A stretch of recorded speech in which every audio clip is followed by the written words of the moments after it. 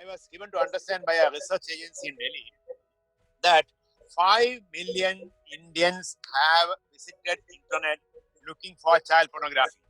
Oh Even my if 10%, you forget, maybe law enforcement officials trying to watch us, snoop or something, that can happen. 10% you forget. But what about the others? It means those fellows are desperately looking for child pornography. Exploit children means what? Once the COVID is over, they will all exploit these children. And why 1,000 children are untraced every year in this region. So it's time that international community, through your August media, the international community can get together. This is an area where I think different countries have to come together, different agencies have to come together. Plan International did a technological platform called Missing Child Alert. It's great seeing you, sir. Good morning. How are you, sir? Very nice Yeah. to see you. Thank you. So, yeah, so Dr. Nair, you're a retired IPS, you're former DGP, National Disaster Response Force. You've served in CBI as SP and DIG for 10 years. You were also a nodal officer for anti-trafficking for National Human Rights Commission of India. So before I start, I just want to say that I feel very much honored to speak with you, and thank you so much, sir, for giving your time. I really appreciate that. Thank you so much. I really appreciate your efforts and concern in this mission, and I'm also grateful to you for doing this interview.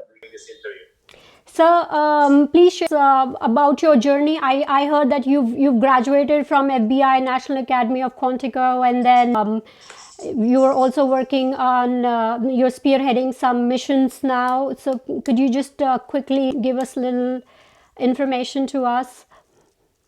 Yes, ma'am. Actually, there are we in the Indian Police Service, IPS, is one of the elite services in Government of India. We do the top level, mid-level, and top level management in the Indian police systems across the country. And we have opportunity of going on deputation from one state, and so I went on to CBI, Central Bureau of Investigation. I had opportunity of investigating the Rajiv Gandhi assassination, and then went on so many crimes, international trafficking crimes, international arms smuggling, then Bofors corruption, high-level corruption, human rights violations, a lot of crimes. So when at some point of time, I got an opportunity to visit, to go to the FBI National Academy, and they offer a course. That's a 5-month, 4.5 months, 5-month course. It's called NA course, National Academy course by the FBI National Academy, Quantico, Virginia. And they take, it seems they take one person from India every once in 4 years. So I was privileged to be part of that, and of course the website of FBI Academy says the director of FBI invites 1/2 of 1% of the world's law enforcement agencies to attend this course. So it was interesting, and I enjoyed the course. That's one. But that's besides, there are many courses like that. I attended the National Defense College in Delhi. It's another prestigious course for the senior law enforcement officials and army officials. Well, the mission on human trafficking is more important. What I did was I started my career from 1982 when I rescued something around 27 children, and then some NGOs came, like Kailash Satyarthi, who is now a Nobel laureate. He came to me in 1982 and asked me to extend his hands and said, "Let's work together." I said, "Yes, come along." Then he rescued 133 children from exploitative labor and child labor, bonded labor, rather in a carpet factory. So that is 1982. Wow. And to my surprise, I found more than 50% of these all boys were sexually abused too. So the world of sexual exploitation and labor exploitation and child rights, I could come to know at that point of time. So I took it as a mission. I said, this is something which I must attend to on priority in my job. And the mission continued. Wherever I was posted, God gave an opportunity for me to take this mission forward. It went on and on. Even in a force like Central Reserve Police Force, where I am supposed to look after the anti-militancy and anti-Naxalite operations, left-wing extremism, It is there. Well, I have such a huge paraphernalia with weapons and arms and ammunition, senior officers. I said, you all do the operations. I'll monitor them, help them, and facilitate them. But I said, let me do the track too also and find out why these people are into this extremism and Naxalism. And in that process, associated NGOs. My work has been working with associated NGOs for the last 35 years. Very intense work with them. So there are a lot many good NGOs in the country, and then I found a different level. Like lot many children are being taken into as Naxalites, Bal Sangam. It's a left-wing extremism, but they are actually trafficked into that. So I realized that. I said, now let's get them out. The adolescent boys and girls, we try to get them out and get them jobs, get them training, get them skill building, and could do a lot to and prevent trafficking in that militancy also. So this is a short introduction about what has happened in the Thank you, trafficking sir. scenario. Perfect, sir. One point you also said about what are you doing latest. So latest, ma'am. In fact, let me have one more small 1 minute point is I had a privilege of working with the National Human Rights Commission in India for doing research on human trafficking. Not for my PhD. I had my PhD earlier in sociology. This is research for the NHRC, Human Rights Commission. The chairperson who was earlier Chief Justice of India, Justice Vakama and Justice Mrs. Sujata Manohar, they wanted me to join them. 2 years I worked with the Institute of Social Sciences on behalf of the NHRC and did intense research in India on human trafficking. That book was published by Orion Longman in 2005. Then we exposed a lot of myths and found what is the gap, and a lot many issues came up. One of the gap was that Indian police, only 6.6% of the Indian police officers have been trained on human trafficking. Then comes 2005, this report came out. 2006, United Nations UNODC came in and they said, we want to fill up this gap, at least in a few states. So they asked me to join them. I was actually in Jammu Kashmir and CRPF doing anti-militancy operations. So they asked me to join them in India and worked with the with the UNODC as a project coordinator for 2 years, 2006 to 2008. That time, we could bring all the stakeholders together and set up an anti-human trafficking unit. The first AHTU, 9 AHTUs, first AHTUs were set up by me. And thereupon, when I left the UNODC, there was an external evaluation by one retired secretary to Government of India, Mrs. Sarala Gopalan, and another US senior bureaucrat by name Laura Livingston. They did an external evaluation and they gave a beautiful report saying this amazing work has been done. It should be replicated throughout Asia. Taking cue from that report, Government of India has replicated anti-human trafficking unit. I set up 9. Then Government of India replicated into something about 360. Last month, they have taken a decision to replicate into all districts in India. 720 districts in India will have anti-human trafficking units. Wow. So that's a great achievement. Yeah, it's actually, and they did marvelous work. They are doing great work against human trafficking, not only in combating, but also in prevention. Of late, one interesting point is this anti-human trafficking unit become institutionalized. Supreme Court has accepted. They are an institutional body, and things have come to ground. Recently, I thought, for the last 3 years, 2015 onwards, I thought, let me associate the youth in a larger way. So we set up something called anti-human trafficking clubs, AHTC, in the colleges. Starting from a law college in Kerala, where I went to take a class on law. They were asking questions. I said, what we can do? I said, what we can do? Very simple. You have your debating club. You have your yachting club. You have your fancy club. You start anti-human trafficking club also. And they started an anti-human trafficking club. And the youth came up. Now we have SOPs and protocols and so many states in the country, so many colleges. We have anti-human trafficking clubs now doing marvelous job. The power of the youth, a youth like you is indeed great. That's how things are moving now. So perfect. I had another question that your number was like 50,000 victims that you've rescued. I think your answer kind of covered that question also. What was your strategy behind that? You included the youth and created those units, right? Is there anything else? There are two strategies. In fact, 50,000 I did not rescue personally. I started with 133 in 1982. Went on and on. I must be a few thousands or maybe around 10,000 I would have done. But associated with the NGOs, the civil society. In fact, the civil society is the one who has been espousing this cause so well. So most rescues are done by them. I only facilitate a trigger factor and a catalyst there. Now, working with the NGO, civil society is a main point. Secondly, now working with the youth. So these two are the main factors behind this rescue of so many children and women.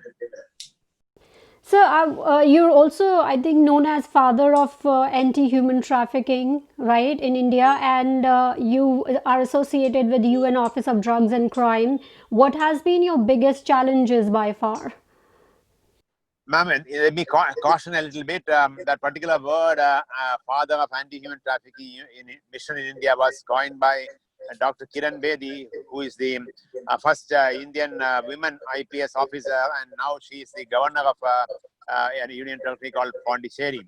So, in my latest book, that is the 18th book I wrote on investigating sex trafficking, Mrs. Kiran Bedi has given a forward. In that forward, she said, taking into all consideration all the plus, she has mentioned, I have no doubt in calling PM Nair as the father of the anti-human trafficking mission in India. That's her word. Well, the challenges you are asking, the first and foremost challenge is that the issue of human trafficking, though it is a constitutional mandate, in the Constitution of India, there is an express provision that human trafficking, every form, is prohibited. So it's a mandate of each one of the people, of the citizens of the country, right from the Prime Minister to the last person, whosoever he or she is.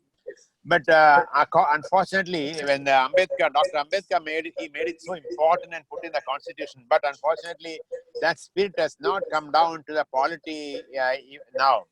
So if you ask any political leader of any state for the matter, well, they consider it's an issue, but that sort of seriousness or the priority or the importance is somehow missing in the entire political dialogue and discourse, number one. Number two, the stakeholders are working in disparate situations. Police doing something, NGO doing something, corporates doing something. So getting them together, that convergence is missing. When I mentioned about the AHTU, the whole mission was convergence. It's a synergy. That synergy being brought up in between, it stabilized, but somehow it got dissipated again. So even today, across the country, there are outstanding NGOs and outstanding police officers, but somehow an institutional framework of convergence is missing. And third, a very important thing is the entire system of rehabilitation. It's rescue is one part, but the rescued woman or a child is not a property to be kept somewhere, showcase. It's a human being with dignity. That respect of the dignity and getting that dignity back, that power to get the dignity back, a power to rehabilitate. That's a mission and commitment and provisions. Resources are missing a lot. So these are the major challenges now. So you mentioned that you're working on the anti-Naxal operations too. Do you think that's Naxalism is on rise, and what is the reason for that? Naxalism, there are two parts to the rise of Naxalism. One is that particular area where the Naxals live are basically forest land and the fringes of the forest. Lot many tribal people and natural inhabitants are there. Unfortunately, development has not reached out to them. As yesterday, some TV channel was saying, if a small pipe bursts in New Delhi, it becomes a national news. But the entire Brahmaputra is in flood and spade. So many districts under water. That's not a national news. So here, exactly, is what is happening in the interiors of the place in India, where these poor people live. There is no development whatsoever.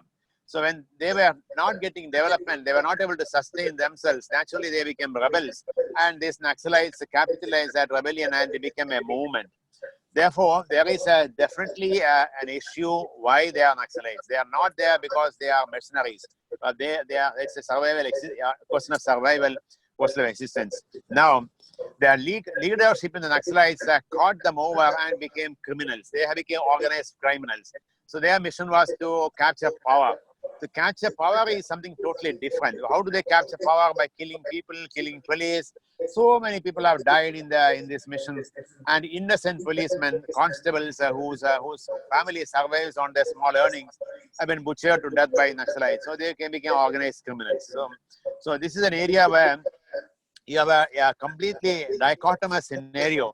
One is a genuine requirement of development, on the other side, militancy and extremism taking over Naxalism, and they became completely radical, which is anti-national. So that sort of dichotomy exists even today.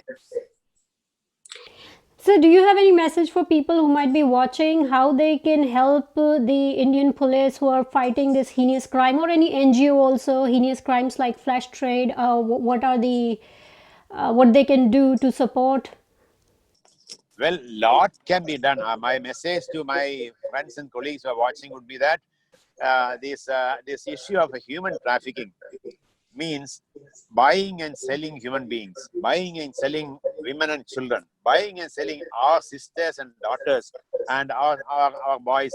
That is the worst form of a worst form of organized crime. It is a exploitation of human dignity, and no woman is for sale, no child is for sale. If it is my daughter, I will not allow that to happen. But how can I go and violate somebody else's daughter? Then therefore we all should consider from that perspective. It is a rights of individuals, human rights.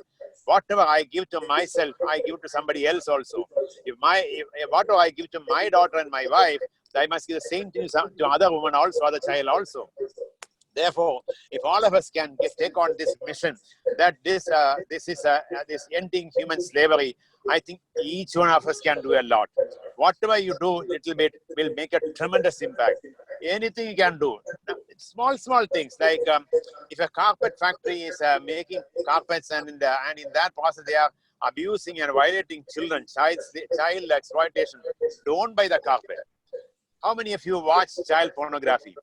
When you watch child pornography, please remember, whatever you get, there is somebody producing a child pornography. There means there is somebody exploiting a child. There is an exploitation happening there. So if all of us take a decision not to watch child pornography, the child pornographers have to close the shop, and the child abuse and exploitation for pornography will stop. So that's what we should do. Unfortunately, it's not so. In the COVID scenario, post-COVID scenario, when the lockdown is happening now, I was given to understand by a research agency in Delhi that 5 million Indians have visited internet looking for child pornography. Even if 10%, you forget, maybe law enforcement official trying to watch or snoop or something, that can happen. 10% you forget. But what about the others? It means those fellows are desperately looking for child pornography. Means what? They are waiting to exploit children. Means what? Once the COVID is over, they will all exploit these children. And why this child pornography? Who is producing all this child pornography? Where are these children being exploited? So let's take a decision that we will not watch child pornography. Number two, we can do many things. There are a lot of migrant laborers in India and elsewhere in the world, so many places. We all feel sorry for them. We are sympathetic and empathetic, but don't stop with that empathy. Move one step forward. Take one step forward. Go to the labor camp. If the woman has no toilet, go to the contractor, go to the proprietor and request him to provide a toilet. The toilet for a woman is not only a comfort, but it's also a dignity. It's also a method of preventing exploitation. So I think these are the small initiatives we can do. Many things can do. All of us can do in rescue, in rehabilitation, in psychosocial care, in physical care, in prevention, in containing demand. The entire issue of human trafficking is demand-based. There is no demand, no trafficking. So all of us can take a decision. I shall not contribute to demand. I will not allow anybody to create demand. So demand can be stopped. Demand can be stopped means human trafficking can be stopped. So these are the small messages I would like to give to everybody. Join the mission. Let's work together. Our women are not for sale. Our children are not for sale. So this is a great message, and the stats, that the numbers that you've told, it was very disturbing, but the truth is that these are the facts. So people kind of, they just look away when they see the issues like this, and I think this is one of the major problem, that they don't want to face these bitter truth that's happening among themselves. And if they, usually I think it's the human nature, we just want to see the good things, to keep that positivity and everything, but we need to be more aware around us, and it is very, very important. It's a lesson for everyone. But thank you, sir. It was really, really nice speaking with you. I really appreciate your time. Anything you want to talk, any word of wisdom? Well, it's not a wisdom. So one more point is very important when we speak about trafficking of children and women. Sure. We have a lot of missing children in India, in Nepal, Bangladesh, Pakistan, Myanmar, Sri Lanka, in this entire region, Philippines, Indonesia, go beyond also. And even US also you have, the number may not be that big, but this is a very major issue. When I did a study for NHRC in 2004, we found 44,000 children reported missing every year. Unreported, God knows. And out of these 44,000, 11,000 do not come back or not traced back. 2011, along with Mr. Kailash Satyarthi, we did a study. He did a study, rather, I was associated. And in that report, it's a missing children of India. That study we found 2011, something around 110,000 children are reported missing every year, of which 41,000 children remaining untraced. Now, if there are 41,000 children remaining untraced, and if those children are not rescued or they remain underground every year, backlog, where are they? Even if 10% are dead and gone, can happen. Where are the rest? So they are all under subjugation somewhere. Some brick kilns there, some carpet factory there, or some slaughterhouse somewhere, or they are begging somewhere. Some of them may be trafficked into Gulf countries for begging. So all this can happen. Now, this means around 30,000 children every year a backlog in India. Something around 20,000 backlog in Bangladesh. 10,000 backlog in Nepal. Imagine the entire region. You have more than 50,000 children untraced every year in this region. So it's time that international community, through your August media, if the international community can get together, this is an area where I think different countries have to come together, different agencies have to come together. Plan International did a technological platform called Missing Child Alert. Very interesting platform. I was associated. Somehow that did not take off. So if our international community can come together, this is an area where we need to work on. Many children, poor children, they must be being exploited somewhere. So it's a very serious issue. I'm sure through the media, maybe some effort can come in. Thank you. So I think this is a very good message that people have to come together in order to fight this heinous crime. So very well articulated, sir. Thank you. So thank you so much. It is really nice, and I really again appreciate. I hope I didn't take your 30 minutes full, did I? No, not at all. It's a pleasure talking to you, Ma, and great. God bless you.